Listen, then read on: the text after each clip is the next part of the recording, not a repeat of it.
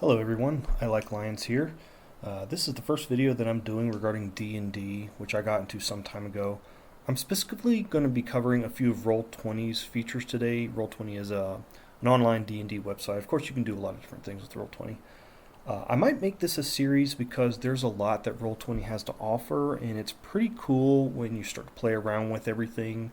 Your games can be a little bit more fleshed out and interactive, which I think that a lot of players tend to enjoy. So anyway, what I'm going to be covering today is how to create and use multi-sided tokens that incorporate different pictures and sizes, which adjust automatically when you use those different sides. This is a great feature for your shapeshifters, so druids, I'm particularly looking at you, but it can be really cool for encounters with hostiles or other kind of things as well. So maybe you have some bandits and you want them to have different faces, because if you run into a pack of bandits in the world, not every one of them are going to look exactly the same. Or maybe if you have a scouting party of orcs, you want them to be able to use the same stat block, but maybe for the sake of realism, they want to have different tokens. Another example is, let's say you're fighting a boss, and as that boss loses health, it gains size, or maybe it changes shape. So this kind of thing would be perfect for that.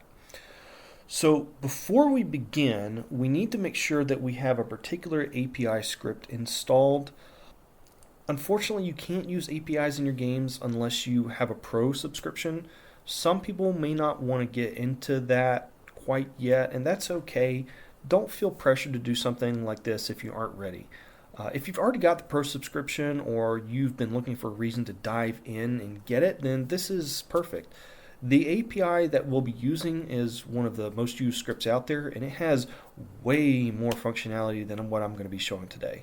The bottom line is that you can do a lot with APIs to enhance your game, so if you really like what you see today, consider learning more about them or even playing around with them yourself. If you don't use API mods, or you don't want to get the pro subscription, you can still benefit from watching some of this video, because even basic accounts can create multi-sided tokens. They just can't use the API mods. Alright, so when you make a new game, or if you want to use an existing game, that's fine too. You need to add the API to the game's resources. Now, as you can see, I'm at my landing page for an empty game that I made for this video. So let's go to Settings, and then Mod API Scripts. Now, you can write your own script here. I do some programming for my job, but it's not something that I want to do all the time, so I tend not to do that too much for my downtime. Instead, we're just going to search for the script that we want, which in this case is a script called TokenMod. Okay. So just click the appropriate script, click Add Script, and then we can go back to our game. Now, just for reference, there is another very cool API that I found that was basically an ammunition counter and tracker for those people who like to have that mechanic in their game. Unfortunately, it doesn't work with D&D Beyond and Beyond 20, and I tend to use those quite a lot, so I ended up not using that mod. But if you're interested in something like that, then definitely give it a look over. Okay, so we're ready to start our game. Let's go ahead and get into it. Now, we are going to be launching as a DM, and that's important. Okay, let it load. There we go. Now, you can see in my library, I already have a bunch of different things, avatars and portraits that I use.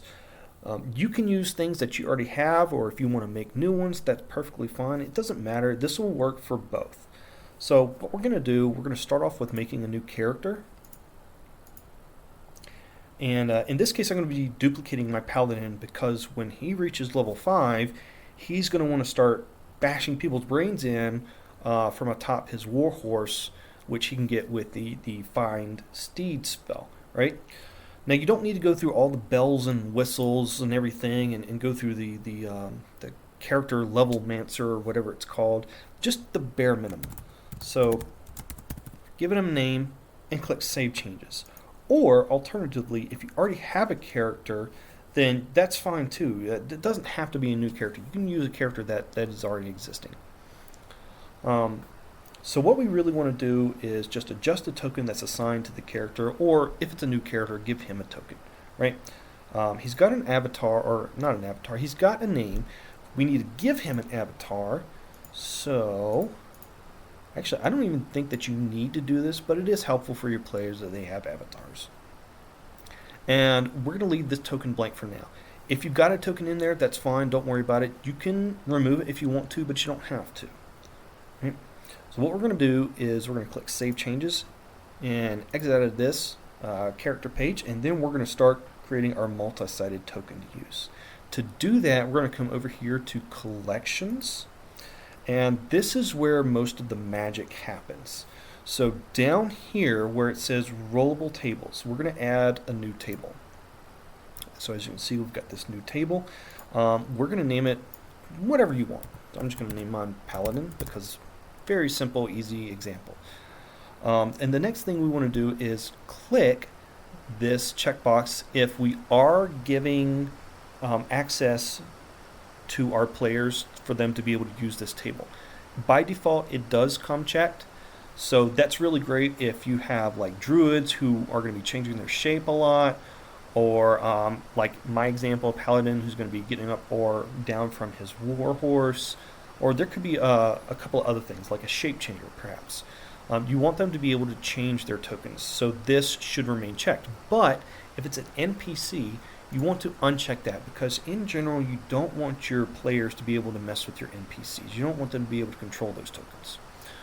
Now since this is going to be a player controlled token, we're going to leave this checked, and now we can add our tokens. So just click Add Item, come over here, and start adding.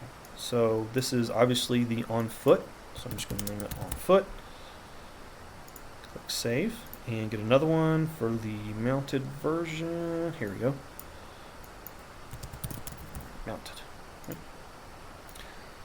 And that's really all that we need to do. You can name these tokens whatever you want. It doesn't really matter much, but do make a note of the names. The names do matter. Also make a note of the order that you create these tokens. Part of what we'll be doing with the API script in just a second is going to be based on an order. There's not a particular order, but it helps if everything is in the same order. So let's go ahead and click the changes, or click Save Changes, I should say. And we're basically done with that part. So now all that we need to do is get back into Collections and generate a token.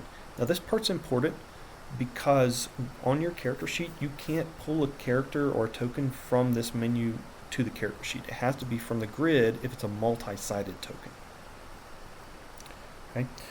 Now that the token's on the board, we can open up the character page and get back to the editing page, and we can assign this token to the character. And that's going to be done right down here in Default Token. Make sure the token is selected and then click Use Selected Token. And in particular, the last step is to click Apply Token Defaults. That's especially too if you've already got a token on a pre-existing character. It's kind of like saving your work. If you don't click it, it's not going to save, and what's going to happen is the next time you reload your game or get in, it's going to be using your old token again. So anyway, we've got this assigned, so now we can save, we can move on and start playing around with it. Now, just to check, you can see if we right-click on this token, the very bottom option, we can choose which side we want to display. So that's really nice already. You know, I've got some versatility. It doesn't automatically adjust the size. Even though I can change the size manually, it's a little bit clunky and cumbersome. It would be really nice if all that was done automatically and all at once. So that's what the API script will do. Now, this is the point where you would need to have that API mod installed. So if you're not using mods, feel free to stop watching at any time. Of course, there's something to be said for wanting to learn more, right? So with that in mind, he's back on foot. Let's get into the creation process for the AP mod that's going to automatically change the sides and adjust the size of each one all at once. It's important that he be on foot because that's the order that we started with, and that's the order that the API mod is going to be in. So getting back into the collections, this time we're going to create a new macro, right? So we're just going to click Add on this macro. Now, if you haven't heard of a macro, what it basically is a set of commands that are executed all at once. in the order in which they're written. Most people have heard of macros, but it's okay if you haven't. Macros are used in all kinds of video games, tabletop games. There's a lot that you can do with macros. Macros can be extremely powerful. What we're doing today is very, very, very simple, but it's still handy. So even the simple stuff can be very useful. Okay, so this, there we go, let me adjust that. This is my command from my macro. It's just one command, right? This is a command that uses a particular API called token mod, like we said earlier, which was written by the Aaron, at least as far as I know. So credit goes to him for writing that, and it's a huge script. So credit goes to him for writing that. And the way that this mod works is that it's basically like a mini program. It's telling Roll20 we're going to be using this script. We're going to be changing the settings. It's going to be a multi-sided token. The first side is going to have this name and this size. The second side is going to have this name and this size. And of course you can adjust these names, right? So instead of this, I could say human if I'm playing a druid, right? And if it's bear, oops, I forgot that Windows doesn't like it when you do that. If it's bear form, maybe I want to make him 3 times as big, right? So if I'm doing my math right, that should be 210. Most tokens are going to take up a space of 70 because that's the standard space of a single square on the grid. It's 70 units. So 70 is going to be your metric and the default size for most tokens. Now again, I recommend making the names match what is on your multi-sided token that you've already created. The organization is just going to help keep everything easy to handle and deal with. So really all we have to do is get this command into our macro. So I'm just going to copy and paste, right? And give it a very simple name. Now there's one more thing that we need to do. If you want your players to be able to use your macros, you have to tell it to be visible to them. You do want your macros visible to some players and not others for certain macros. Some macros you want them visible to everyone. So for example, this macro I only want visible to my paladin player. I don't want it visible to my rogue or my druid because if you do something with certain macros, especially advanced macros, and you give it to players that don't need those macros, they might end up borking the game. For example, if I give this macro to a druid, and it just so happened that he could use it, he would start finding his token changing into my mounted paladin, and that's not supposed to work that way. So we want to make sure that we're assigning this to only the people that need them. So I'm going to go ahead and assign it to myself as a player, and then click Save Changes. Now this is basically done at this point. But what I can do to make things simpler is I can come over here, still in the Collections menu, and click the checkbox for InBar.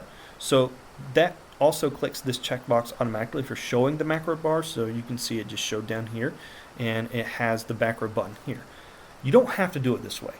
You can always type your macros into the chat, but that's kind of clunky. So using the button is just very streamlined. You have to make sure your token's selected, and then select the mounted option, click submit, and boom. So now he's an appropriately sized 2x2 mounted warrior. Very nice. And we can come back here, and again, changes back to on foot. Very nice. So if his spirit horse is killed and he falls off, he's back to foot again with a simple click of a macro. And again, that can be done by the player. So we're going to test this as the player.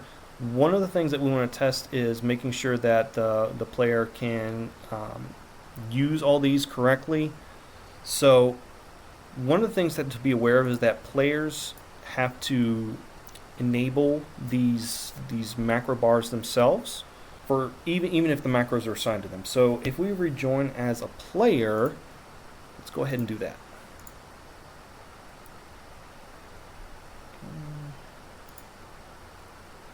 So you can see the mount, so there it is. Selecting the token, however, doesn't work, and this is obviously not going to work if we can't select the token. Now there's a reason for that. I did not assign that character to a player yet. And that's a good thing, because that means that if I'm, for example, some underhanded rogue, I can't force this paladin off his horse because I can't select that token. So there's a reason that you want to have your macros assigned to particular people. For example, if I'm a rogue and my character portrait is right here, I'm not going to see this macro button. In fact, I'm not going to see that one, I believe. Because again, I don't want my rogue doing things that only the paladin should be able to do. And again, I don't want this rogue to be able to select the token, so being able to assign the macro and the character to the right player is the way to go to get this technique to work correctly and avoid trouble down the road. So let's go ahead and assign this character. We're going to rejoin as a DM. And we're going to get into the player journals. And for this character, we're going to get into the editing page. And we're just going to assign him to me as a player.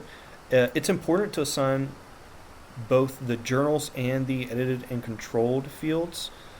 Even if I can control and edit a character, if it's not in my journal and it's not on the grid, I'm not going to find it, so I'm not going to be able to put it on the grid to do anything with it. So make sure both of these are approved, or assigned, I should say. Alright, so now that that's done, we can hopefully go back in as a player and test our API. Now this is the original token. This is the one that the DM created, so I need to create my own. So I'm just going to drag him out. He is in my journal. That's good. There he is on the grid. He's selected. And boom. Double boom. Very nice. It's smooth. It does all the sizing automatically. It's very easy to handle. Just really nice to see. The only thing that it doesn't do is that it doesn't reposition things automatically. And there may be a way to do that. I may adjust this down the road and edit this video, or maybe tack on something to this video like a part 2. But for now, this is very nice. This is exactly what we wanted. Now that's really all there is to it. Just a final note, you can export multi-sided tokens to a character vault and then import them to other games, but you can't do that with a macro. Each macro is tied to the game in which it was created, so it can't be shared. Now that's not really a big problem, because most people will save their macros onto their desktop or their machine somewhere that they can access them and edit them or something like that, so they're very easy to recreate. However, even recreating the macro, it's not going to work with imported tokens. It has to be made with a new multi-sided token, at least according to my testing. I don't know if someone else has discovered that that's not the case. If they do and they see this video, please correct me. But as far as I know, that's how it works. Okay. Alright, so that's everything that I really wanted to show you guys. Please feel free to leave a comment if you found the video useful, or if you have some constructive feedback for me. I'm always looking to improve. And I'm not a professional YouTuber. You know, I'll get up a video every now and then. It could be months or sometimes even years before I get another video up. So this isn't really a hobby or like a daytime job for me. It's more like just a casual interest. I do this just to help people out, and if people can help me out in return by telling me where I can improve, that's always appreciated, as long as it's done in a kind and respectful manner. So thank you, everyone. Good luck on your rolls.